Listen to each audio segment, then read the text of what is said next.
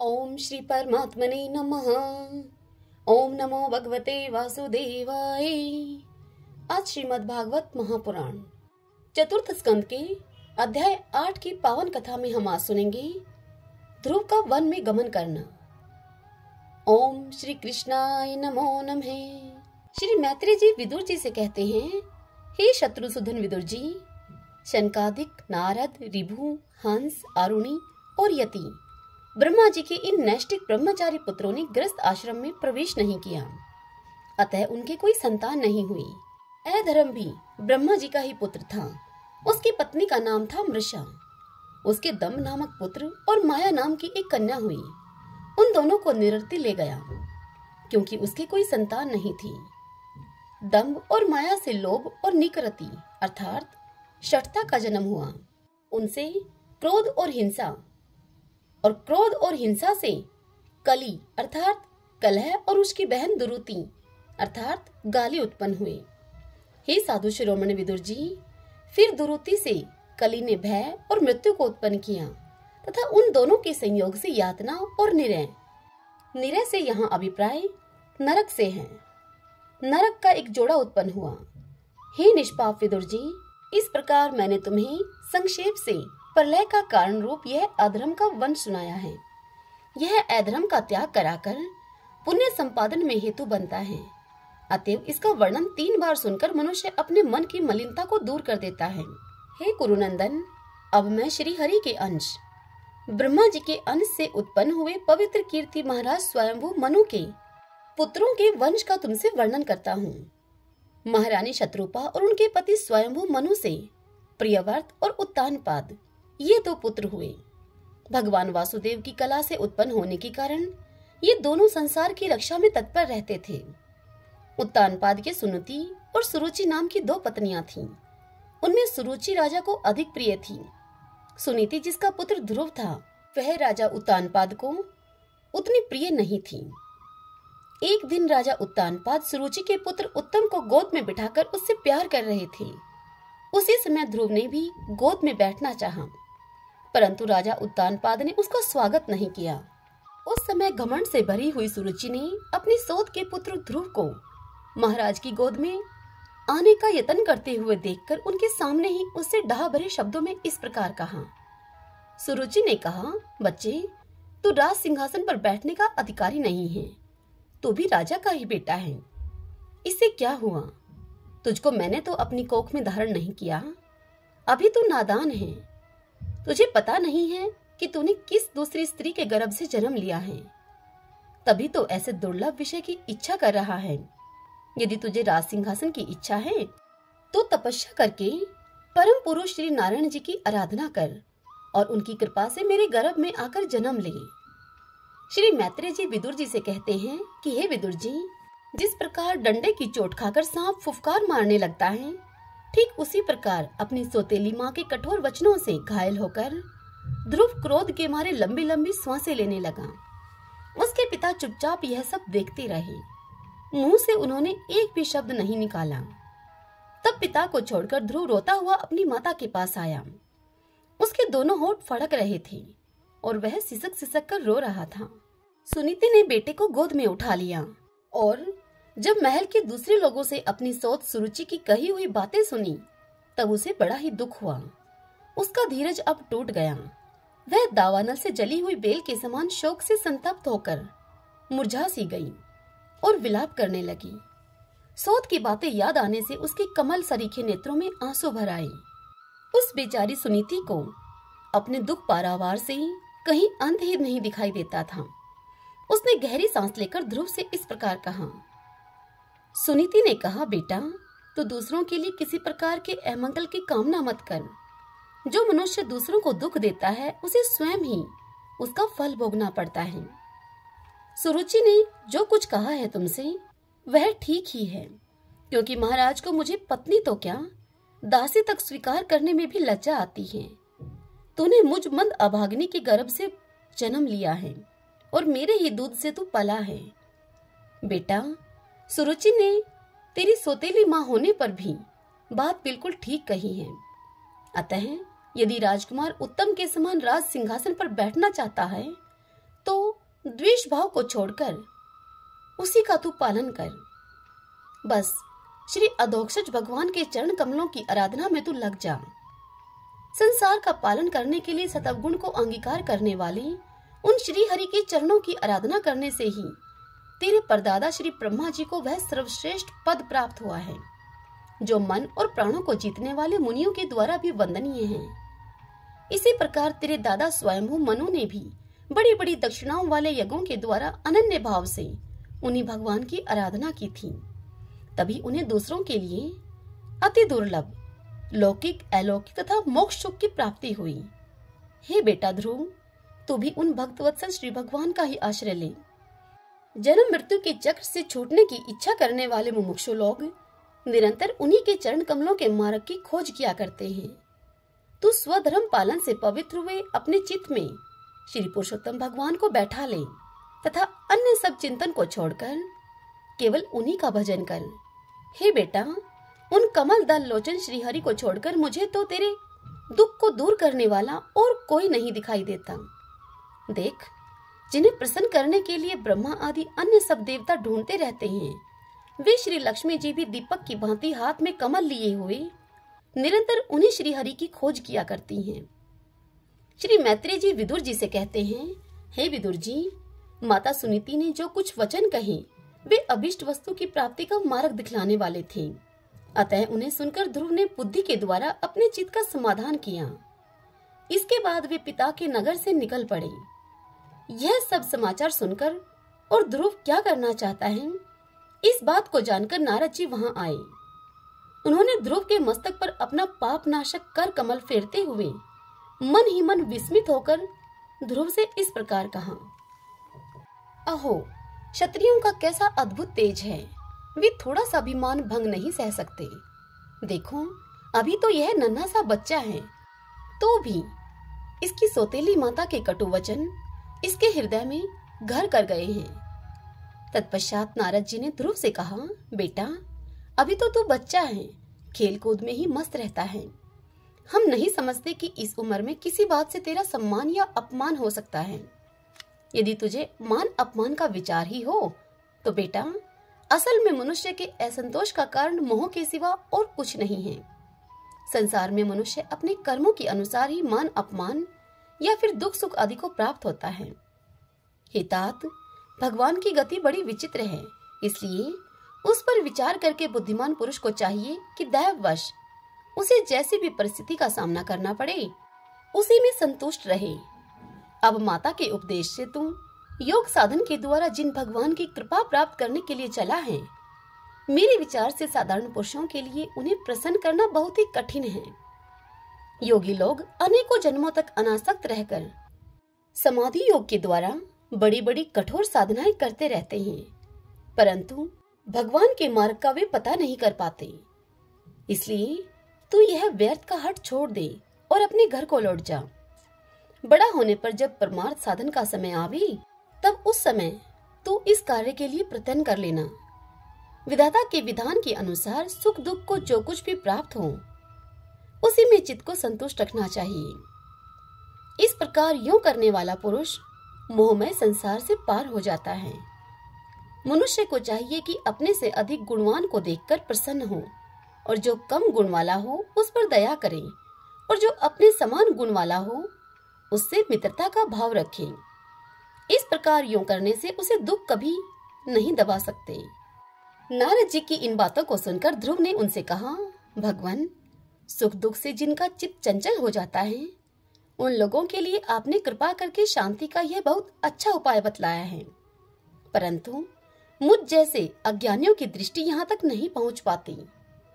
इसके सिवा मुझे घोर क्षत्रिय स्वभाव प्राप्त हुआ है, अतएव मुझ में विनय का प्राय अभाव है। सुरुचि ने अपने कटु वचनों रूपी बाणों से मेरे हृदय को विदीर्ण कर डाला है, इसलिए उसमें आपका यह उपदेश नहीं ठहर पाता। हे ब्राह्मण, मैं उस पद पर अधिकार करना चाहता हूँ जो त्रिलोकी में सबसे श्रेष्ठ है तथा जिस पर मेरे बाप दादे और दूसरे कोई भी आरूढ़ नहीं हो सके हैं। आप मुझे उसी की प्राप्ति का कोई अच्छा सा मार्ग बतलाइए। आप भगवान ब्रह्मा जी के पुत्र हैं और संसार के कल्याण के लिए ही वीणा बजाते हुए सूर्य की भांति त्रिलोकी में विचरा करते हैं। श्री मैत्रेय जी इतनी कथा सुनाकर विदुर जी से कहते हैं, हे विदुर जी, ध्रुव की उस बात को सुनकर भगवान नारद जी बड़े प्रसन्न हुए और उस पर कृपा करके उसे इस प्रकार सदुपदेश देने लगे। नारद जी ने ध्रुव से कहा, बेटा, तेरी माता सुनीति ने तुझे जो कुछ बताया है वह तेरे लिए परम कल्याण का मार्ग है। भगवान वासुदेव ही वह उपाय है, इसलिए तू चित्त को लगाकर उन्हीं का भजन कर। जिस पुरुष को अपने लिए धर्म, अर्थ, काम और मोक्ष रूप पुरुषार्थ की अभिलाषा हो, उसके लिए उनकी प्राप्ति का उपाय एकमात्र श्री हरि के चरणों का सेवन ही है। हे बेटा, तेरा कल्याण होगा। अब तू श्री यमुना जी के तटवर्ती परम पवित्र मधुवन को जा। वहां श्री हरि का नित्य निवास है। वहां श्री कालिंदी के निर्मल जल में तीनों समय स्नान करके नित्य कर्म से निर्वत होकर यथाविधि आसन बिछाकर स्थिर भाव से बैठना। फिर रेचक, पूरक और कुंभक 3 प्रकार के प्राणायाम से धीरे धीरे प्राण, मन और इंद्रिय के दोषों को दूर करके धैर्य युक्त मन से परम गुरु श्री भगवान का इस प्रकार से तुम ध्यान करना। भगवान के नेत्र और मुख निरंतर प्रसन्न रहते हैं। उन्हें देखने से ऐसा मालूम होता है कि वे प्रसन्नता पूर्वक भक्त को वर देने के लिए उद्यत हैं। उनकी नासिका, भौहें और कपोल बड़े ही सुहावने हैं। वे सभी देवताओं में परम सुंदर हैं। उनकी तरुण अवस्था है। सभी अंग बड़े सुडौल हैं। लाल लाल होठ और रत्नारे नेत्र हैं उनके। वे प्रणत जनों को आश्रय देने वाले, अपार सुखदायक, शरणागत वत्सल और दया के समुद्र हैं। उनके वक्ष स्थल में श्री वत्स का चिन्ह है। उनका शरीर सजल जलधर के समान श्याम वर्ण है। वे परम पुरुष श्याम सुंदर गले में वनमाला धारण किए हुए हैं और उनकी 4 भुजाओं में शंख, चक्र, गदा एवं पद्म सुशोभित हैं। उनके अंग प्रत्यंग किरीट, कुंडल, केयूर और कंकण आदि आभूषणों से विभूषित हैं। उनका गला कौस्तुभ मणि की शोभा को बढ़ा रहा है और शरीर में रेशमी पीतांबर है। उनके कटी प्रदेश में कांचन की करधनी और चरणों में स्वर्णमय नुपुर अर्थात पैजिनी सुशोभित हैं। भगवान का स्वरूप बड़ा ही दर्शनीय, शांत तथा मन और नैनों को आनंदित करने वाला है। जो लोग प्रभु का मानस पूजन करते हैं, उनके अंतःकरण में वे हृदय कमल की कर्णिका पर अपने नख मणिमंडित मनोहर पादार बिंदों को स्थापित करके विराजते हैं।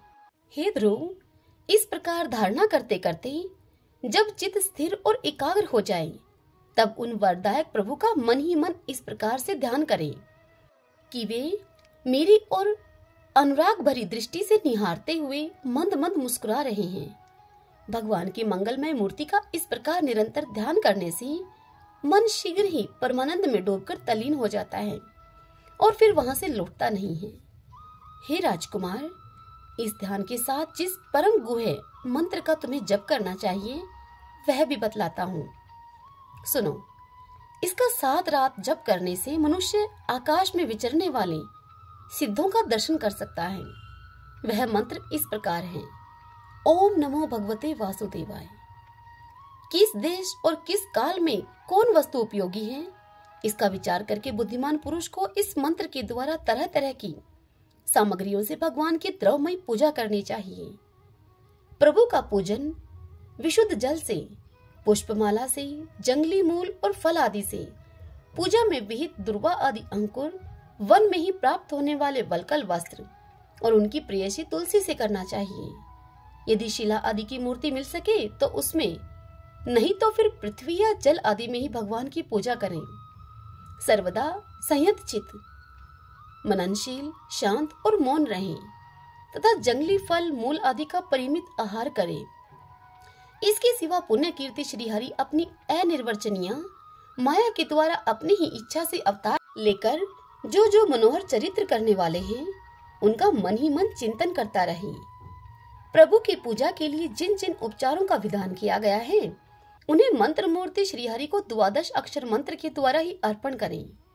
इस प्रकार जब हृदय में स्थित हरि का मन, वाणी और शरीर से भक्ति पूर्वक पूजन किया जाता है, तब वे निश्चल भाव से भली भांति भजन करने वाले अपने भक्तों के भाव को बढ़ा देते हैं और उन्हें उनकी इच्छा के अनुसार धर्म, अर्थ, काम अथवा मोक्ष रूप कल्याण प्रदान करते हैं। यदि उपासक को इंद्रिय संबंधी भोगों से वैराग्य हो गया हो तो वह मोक्ष प्राप्ति के लिए अत्यंत भक्ति पूर्वक अवच्छिन्न भाव से भगवान का भजन करे। श्री नारद जी से इस प्रकार उपदेश पाकर राजकुमार ध्रुव ने परिक्रमा करके उन्हें प्रणाम किया। तदंतर उन्होंने भगवान के चरण चिन्हों से अंकित परम पवित्र मधुवन की यात्रा की।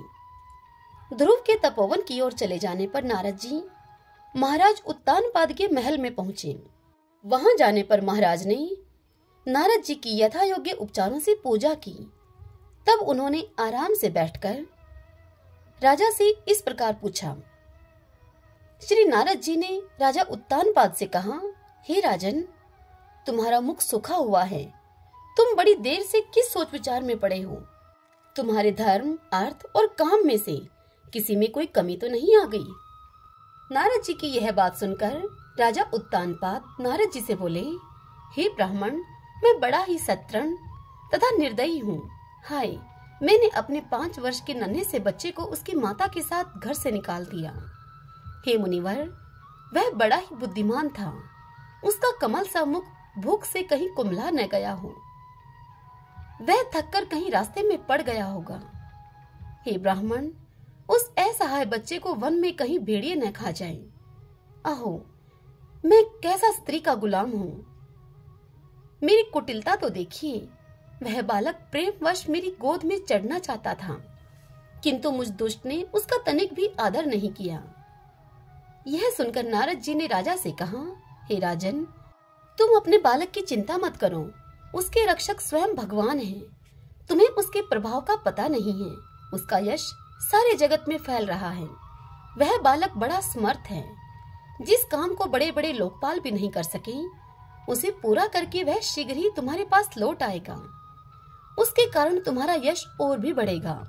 श्री मैत्री जी विदुर जी से कहते हैं, हे विदुर जी, देव ऋषि नारद जी की बात को सुनकर महाराज उत्तानपाद राजपाट की ओर से उदासीन होकर निरंतर पुत्र की ही चिंता में रहने लगे। अब इधर ध्रुव ने मधुवन में पहुंचकर यमुना जी में स्नान किया और उस रात पवित्रता पूर्वक उपवास करके श्री नारद जी के उपदेश के अनुसार एकाग्रचित से परम पुरुष श्री नारायण की उपासना आरंभ कर दी।